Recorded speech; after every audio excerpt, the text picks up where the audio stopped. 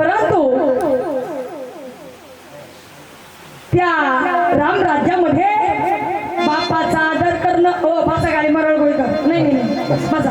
जास्त वेळ तुमचा घेणार नाही आम्हाला पण जास्त वेळ नाही आम्ही 2-4 दिवस आम्हाला जायचंय आम्ही 3-4 दिवसापासून इकडेच फिरवायलो घरदार सोडून म्हणून प्रभू रामचंद्राला बाप्पाने सांगितलं अयोध्या नगरी सोडावी लागली राम वनवासाला निघाले रामाबरोबर लक्ष्मण निघाले त्यांच्या बरोबर सीताही निघाली तिघही वनवासाला निघाले म्हणून काय सांगितलं वनी चालल्या ग, वनी चालल्या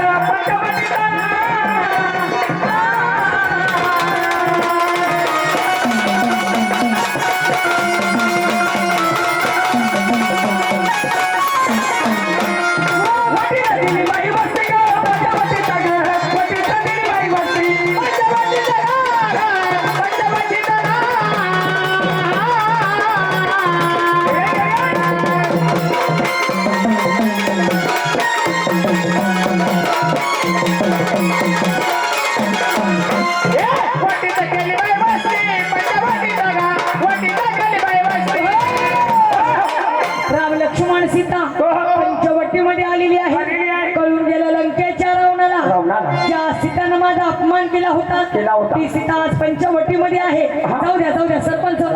बसा जाऊ द्या त्यांना उडे मारू द्या बसा तिकडे नका लक्ष देऊ तुम्ही म्हणून सीता पंचवटीमध्ये आहे आत्ताच्या आत्ता जाणार आणि मी तिला माझी पटराणी करणार मी तिला पळवून आणणार सांगितलं मारीच मामाला हरणाचं रूप तुम्ही धारण करा सीताच्या गुंफ्यासमोर तुम्ही जा सीता नक्कीच रामाला म्हणणार एवढ्या हरण मारा एवढ्या हरणाच्या कातड्याची कंठोळी मारा तुम्ही काय करायचं मामा बाण चुकवत रामाला दूर घेऊन जा तेवढ्याच वेळामध्ये मी त्या सीतेला पळवून आणणार सत्य चालणारे सत्य बोलणारे ते मारीच मामा मामाने सांगितलं रावणा ही कामगिरी माझ्याकडून होणार नाही मी हरणाचं रूप धारण करणार नाही